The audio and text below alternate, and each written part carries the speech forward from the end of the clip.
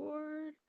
We are live. I am just so incredibly excited. I can't even believe it, but I'm super excited for episode 10. And we have a really amazing guest today on the Liberation Lounge, where we have real talk with real women. Because here at the April Joy Media Group, we're all about elevating voices to lead important conversations. And we do that by telling stories of power, perseverance, and purpose. And we've got a purpose-driven woman today, which I am so incredibly excited to have. Such a dear friend of mine. And we're going to be leading a really important conversation today, y'all. And this conversation is around wellness. And if there's ever a time that we need to be focusing on our wellness with all of the stressors that we have in the world today, it is now. So without further ado, ladies and our ally gentlemen that love to tune into the Liberation Lounge, please give some love to my dear friend and sister, Jen Beck from Complete Health Revolution. How you doing today, Jen? Hey, good, April. It's so great to be here with you. Awesome. It is so great to have you. And thank you so much for taking time out of your busy schedule to spend some time with our listeners today. So let's just jump right into it. This topic really came to me because I think it's so important that, especially, obviously, we speak to women, mostly women in midlife, but of course, there will be a few men that will be tuning in here today. But I think it's especially important for women that are in that midlife phase to really begin to understand how we can take better control over our overall wellness. And this thought really came to me because I think we often underestimate how our physical wellness is impacting our mental wellness and how our mental wellness is impacting our physical wellness. And I remember years ago, Jen, I had posted something on Facebook because I had released a huge emotional weight. And when I released that emotional weight, I lost 7 pounds in 2 weeks without changing anything else in my diet or in my exercise plan. And I remember you commented on that post and you said, yeah, when we release those emotional weights, we also are automatically releasing a lot of physical weight. And so that's really what drove me to be able to have this topic today. And so I hope we'll get an opportunity to speak to that. But as we get things kicked off today, maybe you could just tell our listeners a little bit more about you, your background, and how you really got into this line of work. Yeah, so it's been a journey. And I think that with anything that we're passionate about, there's some personal roots to it. I started my career about 25 years ago in nutrition. And at the time, I was living like most 20-year-olds do. I was drinking coffee and Diet Mountain Dew because a girl's got to watch her weight. And for me, I was living on carbs and caffeine and sugar and fast food. I did not come from a nutrition background, if you will. I grew up in the Midwest in the 80s, so we ate a lot of Salisbury steak out of the freezer, can of green beans, can of cream corn, instant potatoes kind of stuff. And when I was growing up, though, my mom had multiple sclerosis.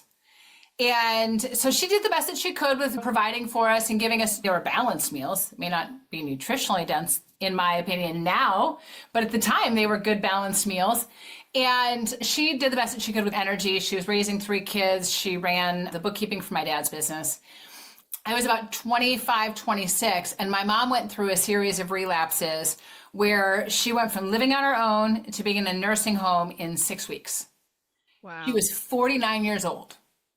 And I will never forget the day that the call came in. And my brother called me on an average Tuesday afternoon. He goes, "Hey, Jen, it's time." And I'm like, "Time for what?" He's like, "Time to put mom in a nursing home." I'm like, "What 49-year-old needs to be in a nursing home?" And he goes, "A 49-year-old who's fallen out of a wheelchair for the last 6 weeks. And this time she got stuck underneath it. The fire department had to break in and rescue her."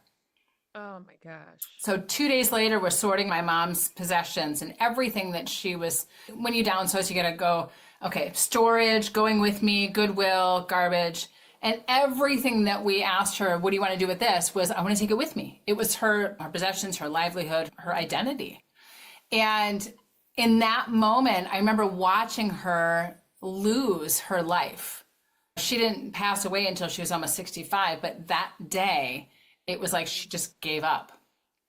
And I remember standing there going, I will do whatever I can to help her and also make sure I'm not going to end up in the same scenario. Because my mom had MS, so did her mom, and so did my mom's sister.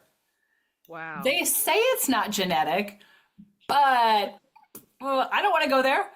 So Yeah. I started looking for ways to help my mom and myself. And I ended up I attended this workshop being taught by a pharmacist, and his wife had MS for 26 years, the same amount of time as my mom. Mhm. And after the workshop, I see the two of them literally waltzing across the ballroom. This woman's untouched. And I was like, Wow. what? My mom had been walking with a cane since I was probably 7 or 8. And Mhm. I got a chance to meet her. I'm like, what drugs are you on? Because my mom needs to be on whatever you're on because your results are so much better than hers. And she stood Mhm. there looking at me confused. And she's, I'm not on any medications. Mm. I'm like, you're not? She goes, no, my husband didn't believe in them. Your husband, Wow. the pharmacist, Pharmacist. didn't believe in the drugs. She's now Right. the population studies were too short and too small, and the side effects basically outweighed the benefits. What did you do? And she goes, I just took care of my body. I did diet, supplements, and exercise. And I told you what we ate. Mhm. And my mom had done supplements for 6 months and said, they're too expensive. I'm not doing them. They don't work anyhow. And I don't remember her ever exercising. So I started researching, like, what if my mom had done what this woman had done? Would her results have been different? Mhm. Sure enough, the more research I did, the more I saw people reversing MS and heart disease and cancer and diabetes and fibromyalgia. Literally, like every disease I thought was a life sentence once you get the diagnosis, people were reversing by changing their diet and lifestyle. Yeah. So that's when I went back to school for nutrition. And based on what I learned and the certification I got and everything else, we were able to get my mom out of the nursing home into a group home. Mm. And like I said, she passed just before her 65th. And the doctors and nurses that took care of her said that we extended her life by at least 5, if not 10 years, and tremendously improved the quality of life that she had while she was Yeah. still alive. And Wow. so for me, the work that I do in the nutrition and wellness side of things is really, that's where the passion comes from. Because Mhm. I made it in that with my mom's scenario, I'm like, if I can help one family keep a parent from going into a nursing home prematurely, Yeah. it's Yeah. all worth it. And I've been able to Yeah. help thousands of people do that. And then I incorporate, you and I talked a lot about that Mhm. emotional side of things and the weight that we Yeah. carry and how that plays a role. And I was tooling through life and then found myself in a bad marriage where I had put myself on a shelf and I allowed all of my childhood baggage to come into my marriage. And I was just in this Mhm. place of anxiety and depression and overworking and over responsible and just doing everything for everyone. Yeah. And just found myself at the lowest point, going through the motions. And somebody goes, when was the last time you did something for you? Couldn't remember because I had just been going and doing. Yeah. And I had been introduced to somebody at a networking meeting who does emotional healing. Mhm. And he said, do you want a session? And I was like, Okay. sure. And that was the start of it because I felt such a shift after that first session where it's really affirmations are awesome, they get in your brain, but Yeah. the negative beliefs are still there. Mhm. And the modality I use, we actually dissolve and remove the negative belief and install the positive as if it's always been there. So it completely Powerful. changes the filter of how Mhm. we see the world, of how we show up in it, and dissolve the negative emotions that we've been carrying around in our 1,000-pound backpack. Yes. And so now I really get to help women transform, and a few brave men, transform from being stuck in that overweight, overwhelmed, exhausted from overgiving, stuck Mhm. place, regardless if they're doing all the right things, they just aren't getting the results. And to be able to help them completely transform to a place where they wake up every morning feeling amazing, excited to Mhm. take on the day, and really are naturally putting themselves in a priority place in their lives. And Yeah. they're creating the results and 10xing their business and leading their teams and just are thriving on such an amazing level because we heal what's under the under and empower them to take ownership of how they feel on a daily basis through really simple strategic changes. I love it. I absolutely love it. Y'all, if you are enjoying this conversation, drop some love hearts in the comments because such a powerful story, right? And I do believe what you said that we experience different things in life. And when we do, that's often what drives us into the next phase, right? Help people literally heal from their trauma and allow that to dovetail into how they take care of themselves on a physical level as well is so incredibly empowering. And so I'm so excited to dig even deeper into this conversation today. So let's go off of that emotional healing angle, and I want you to talk about how do women in midlife really liberate themselves from the trauma of body shaming? Mm, Because this is a big one, it's right? big. Whether we experience it in high school or we are constantly comparing ourselves in this crazy age of social media where everybody seems to have this picture perfect body. So, what are some things that, in your opinion, that you found really work to heal ourselves from body shaming? Yeah, I will tell you that the first thing that we get to do is create some acceptance and self Mm, love. that's good. So I worked with a gal a couple years ago, and she was in her mid 60s and Hmm. had spent most of her life comparing herself to everyone else around her. She'd go out to dinner with friends and she'd feel good walking out the door, but then she'd get there and she's, oh, her outfit's much cuter. God, Yeah. she can eat anything she wants and she doesn't gain an ounce. And here I look at a cupcake and I am like 5 pounds heavier.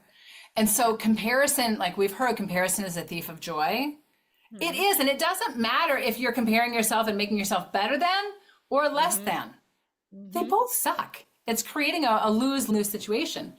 Yeah. So when we can really honor ourselves and just love on ourselves and accept where we are right now, it shifts our energy. It Yeah. shifts how we look at ourselves. And when we can go, you know what? I feel good about me.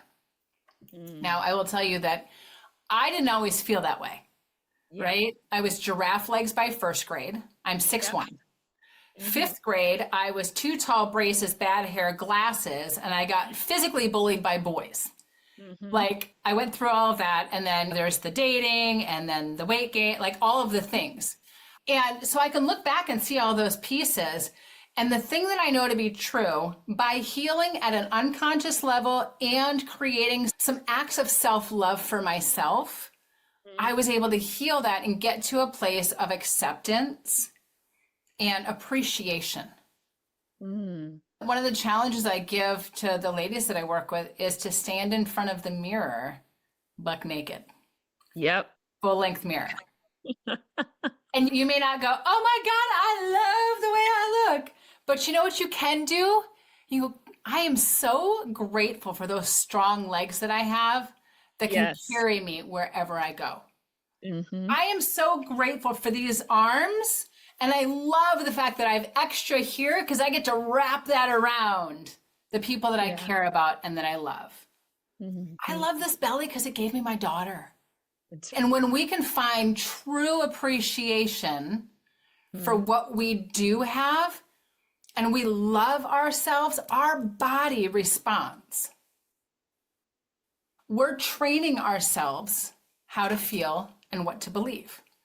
If we Yeah. were going to train a dog to sit, are we going to give it a treat if it sits? Are we going to yell at it if it doesn't?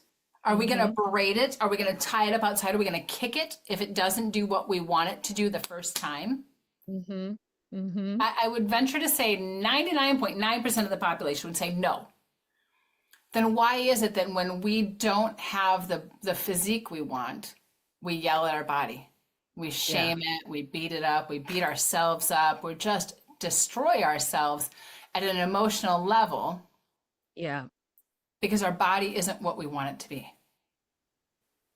Instead of going, God, you know what? I am so grateful for this vessel, this body that I got to Yes. have. Yes. And just like with a puppy, if you want it to do what you want it to do, you give it treats.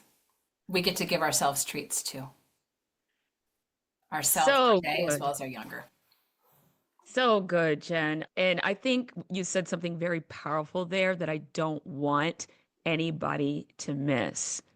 And what you shared was how our bodies actually are responding to what we say. And this is all happening, y'all, on a cellular level. I think we underestimate the whole mind, body, spirit connection. And we've got to understand that your cells are listening. Your cells are listening to what you say. So be conscious of that and really do have that deep appreciation and to acknowledge the fact that we get to, I love how you said that, we get to have this body, right? And how we're treating it and how we're speaking to it and how we're loving on it has a lot to do with how it responds to what we want it to do, right? So maybe you can take a minute and just really explain to our listeners how emotional trauma can lead to physical weight and how that creates real challenges in our health. So, not just physical weight, but just physical ailments, physical challenges. So, maybe you can just speak a little bit to that kind of that emotional and physical connection. Yeah. So I'm going to start with safety because safety is one of the things that I think is most prevalent, or lack of safety is so prevalent across most women. So if our bodies are not safe, it wraps us in layers of protection, Mm, literally and emotionally. yeah. Right? We're in relationships going like this. No, I really want to get to know you. I really do. Just don't get too Yeah. close. Yeah. We create ourselves a layer of protection so we are less noticeable. I experience Mm, this a lot with women that have lost weight and gained weight, lost weight and gained weight. And yeah. when I ask them how they feel when they start getting attention, when they Mhm. lose the weight, they go, "Ooh, like it doesn't feel good. I don't like being the center of attention. I feel vulnerable. I don't like that." No Mhm. wonder our brain goes, "Okay, this is dangerous. I'm gonna go back over here and eat some donuts because then I can be able to go back into blending in. I can Yeah. go back into the wallflower status." Mhm. Not Mhm. to mention, when we don't have an innate sense of safety, our body stays in fight or flight, which Mhm. drives our cortisol levels, which Yes. then tells our body to store fat. Yes. And so it happens on a physical level and an emotional level. And there are Mhm. things that we're not even aware of. You could be a baby and mom's milk didn't come in right away, and you were Mhm. allergic or sensitive to the formula. So you weren't getting enough nourishment as an infant. Mhm. The inclination to overeat throughout adulthood is like 10x because we're trying to make sure that we get enough. Wow. Yeah. So Mhm. it's something it's not even on our radar, but it is stored in our body as an operating system. Yes. I need to make sure I always have enough. And they may be an excessive shopper, they may be an excessive eater, they may Mhm. have cravings that they give into because their body is sending a signal, I need more. And so we can take a drug which will modify our body, but it's not addressing the root cause. And so when we can really address the emotional and energetic root cause of Mhm. what we're experiencing on a daily basis, it changes everything. When we can Everything. when we can reprogram the brain from the world as a dangerous and unfriendly place to the Yeah. world as a safe and friendly place, Mhm. it changes how we show up, how we interact, how we relate, how we take care of ourselves on so many levels. So you know what's coming to my mind right now, Jen, is after I filed for divorce, I left, I started my life over, and everyone around me, and even strangers, people that I didn't know, and then we would just be having a conversation. I'm out at a restaurant or a cocktail lounge, and men and women would just say, "You're," and I got that, still get it, right? And that's when I really began to understand what begins to happen when we make the right choices for our emotional health and for our well being. It literally comes through on a physical level. And that's really a big part of what you were just speaking to, right? Yeah. Is how what we're experiencing on an emotional level is really and truly impacting us on a physical level, and how these two are so closely interrelated. Y'all, this conversation is just blowing my mind right now. I hope this is so impactful for you as well. So I know we are coming to the end of this show. We only got about 8 minutes left, and I'm like, oh, we're running out of time. So let's talk about a couple other things. So let's talk about simple strategies that anyone can implement. What would you say are the three simplest things that we all can do to just feel more energized, feel more alive, feel more ready for the day? Just three simple tips that you can give our listeners. Yeah, number one is water. Half your body weight in ounces of water on a daily basis. Bigger the cup, the more you drink. I will tell you that if you have a headache, drink some water. If you have some digestive issues, drink some water. If you've got a joint pain, drink some water. If you are overweight, drink some water. If you're constipated, anything, start with water first. Dehydration is the number one reason for afternoon fatigue. Instead of grabbing the coffee or the soda, go drink a glass of water. Just notice how you feel. And this is coming from somebody who used to drink a half a pot of coffee and about 40 to 60 ounces of Diet Mountain Dew a day. So I don't care how much caffeine you're drinking, go drink water. You'll feel better. The second thing is turn off your technology an hour before you go to bed. Your phone, your TV, your tablet, your computer, that blue light stimulates your brain for an hour after you turn it off. Wow. Not to mention you're thinking about all the things that you just read or did right before you turned it off. So give yourself an hour from any technology whatsoever. Read a book, do some meditation, just go to bed and take some deep breathing. You'll be amazed at how quickly you fall asleep in comparison to when you still have technology on. And then I would say the third thing is your nutrition, because our energy really does come from physical. That's where it starts. So the more balanced you can be able to have your meals for your metabolic design. We're all different. There are 101 different dietary theories, and there are not 101 versions of you. So you got to find what works best for you. And that's part of the work that I do with clients when we're looking at their nutrition. We're personalizing it for food sensitivities, for their metabolic design, and for how they really thrive. Because once you know what foods work for your body, it's, I'm going to eat these. They make me feel good. I'm not going to eat these, or at least as much of these, because they don't make me feel good. And I'm not talking about sugar and processed foods. I'm talking about, I have a client with Crohn's, and she was drinking a smoothie every day with blueberries and almond milk and spinach and healthy smoothie, but she was sensitive to the blueberries and the almond milk. Yep. So something healthy wasn't good for her. So personalizing it, but having the blend of protein, veggies, and fats with each meal will stabilize your energy levels and really nurture and nourish your body so that it has the opportunity to thrive, because your cells will be healthy. Absolutely. It's all happening on a cellular level. It's not even about how one is looking on the outside, because I'm sure you've met a lot of really thin people who are still extremely unhealthy, right?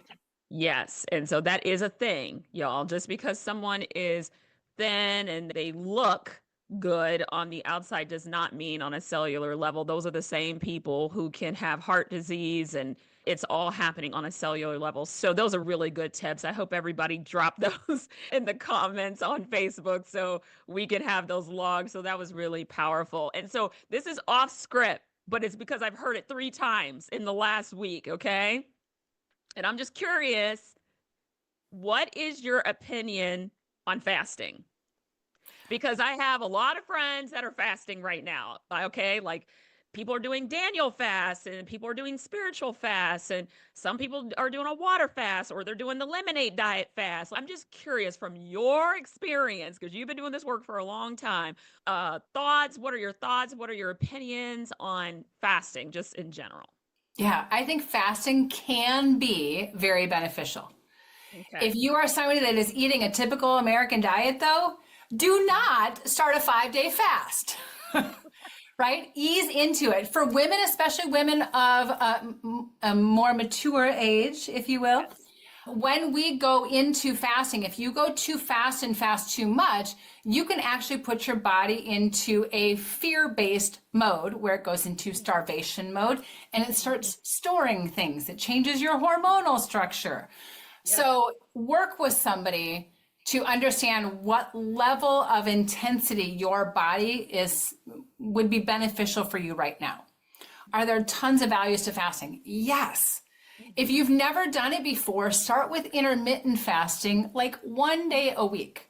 Push your breakfast back to noon 1 day a week. See how you handle that. Then do it a couple days. For most women, 3, maybe 4 days a week at most. I've done 5-day fasts, which are incredibly restorative. And the biggest caveat I'll say, April, is what are you doing it for? If you're going to starve yourself for 5 days trying to lose weight, I would not recommend that. Yeah. If you're fasting, I grew up Catholic, so we fasted from meat on Friday night and we gave up candy for 40 days. Right. There are every level of fasting that you can do. The biggest piece is really understanding what your reason for doing it is and where your body is at right now and what's ideal for you.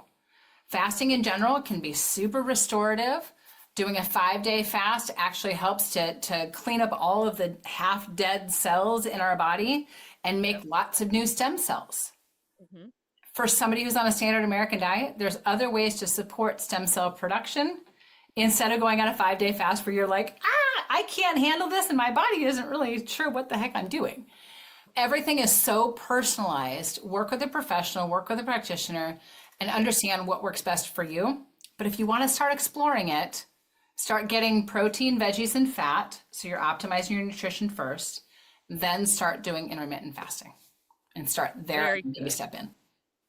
Very good. Such good advice. I just wanted to bring that up because I literally have been at different networking events over the last week and someone's, oh no, I'm not drinking because I'm fasting, or oh no, I'm on the Daniel fast. And then I just got another email about somebody else starting a group fast. And I'm like, man, everybody's fasting, right? It's the new January. It's the new dry January. It's like fasting in March. So it's really interesting. So 2 final questions before we wrap up. Yeah. The first question I want to ask you and just dig in a little bit on is hormones. So especially as we start getting over 40, there's all these questions that women have about their hormones. And I thought I was coming into perimenopause, which my doctor's, you're not, April, you're not there yet. And I'm like, I'm 46. What do you mean I'm not in perimenopause? And all the questions that women have around how their hormones adjust as they start to get older, the whole progesterone and what's going on with that. Can you provide any level of clarity to women in midlife about what's going on with their hormones as they get older? Yes. I actually just did a talk on this last week for an organization. And here's the thing. Menopause does not need to be hard.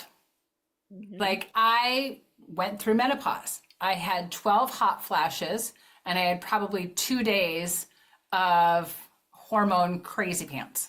Y'all know what I'm talking about. Where like, all of a sudden I'm rage. Okay, I'm back to normal. And it's like, what just happened? And it wasn't painful because I have taken care of my body. Yes. So there's 2 things to really consider. One is the things that we've talked about so far today. Really loving on your body, nurturing and nourishing yourself, really getting to a place where you are taking care of yourself. Your liver health is one of the most important things, because if your liver is congested with perfumes and toxins and processed foods, and you have non-alcoholic fatty liver disease, which 40% of us have in this country. And so you're not able to process and regulate your hormones effectively. Not to mention all of that stuff. Also, there's so much of it that contain xenohormones, which are chemicals that mimic estrogen in our body.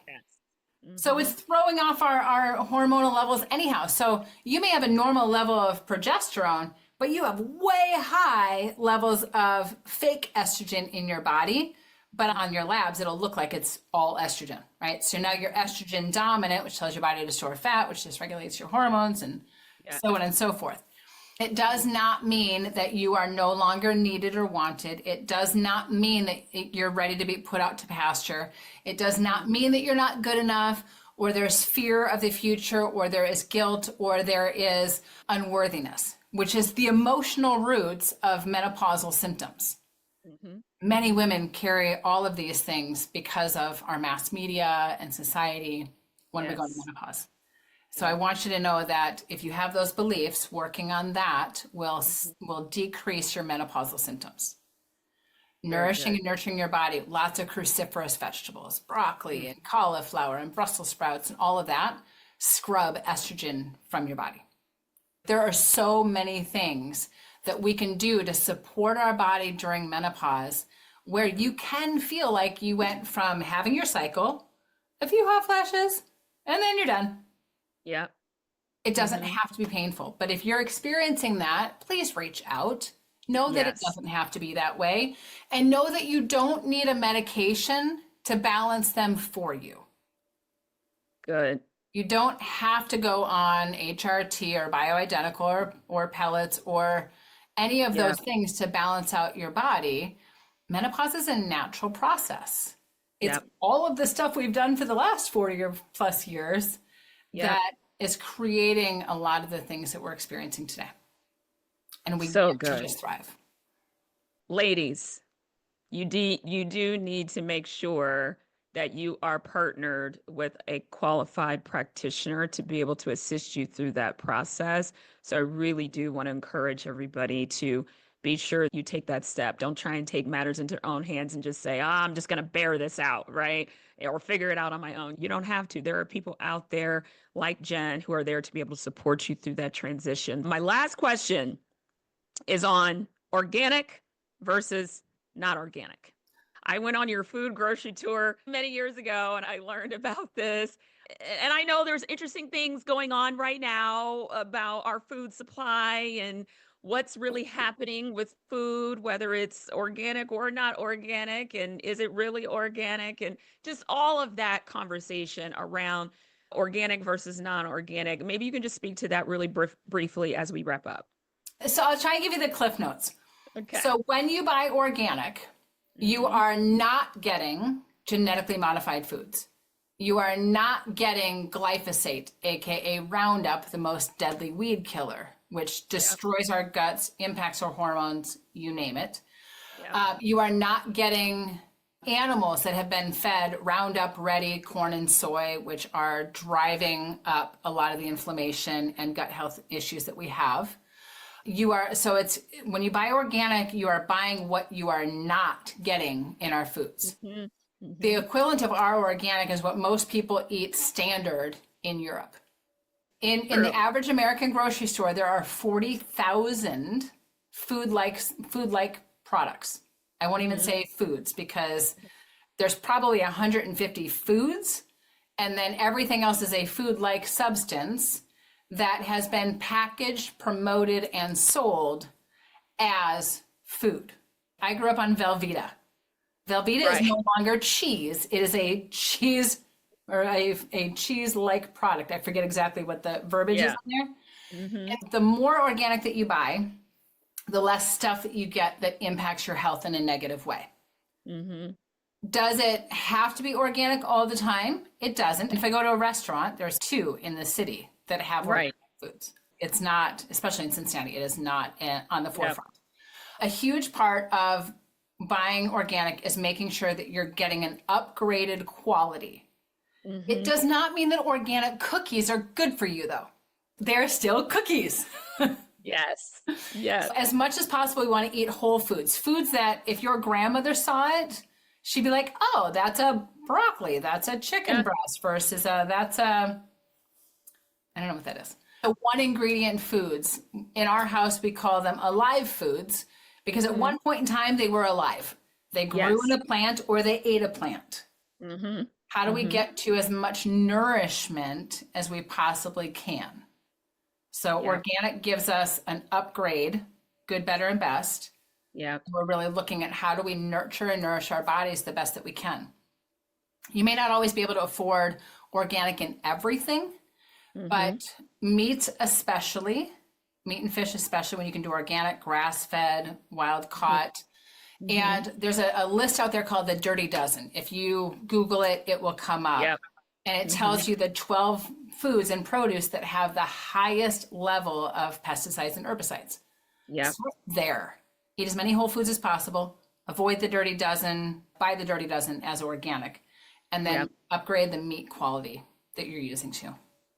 So good. So good, y'all. This was not just a brief conversation. This was like a whole workshop, okay, on emotional healing, hormones, how to eat better, organic, the ties between your physical well being and your emotional well being. So incredibly powerful.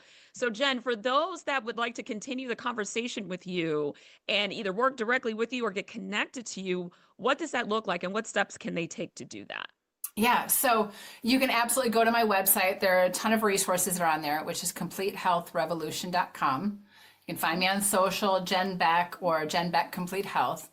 And then April, for those that are like, I'm ready for change. They are hungry for change. Not just like, I need to lose 20 pounds so I fit in my dress, but I want to feel amazing and I'm ready to tap into it and do the work. Mhm.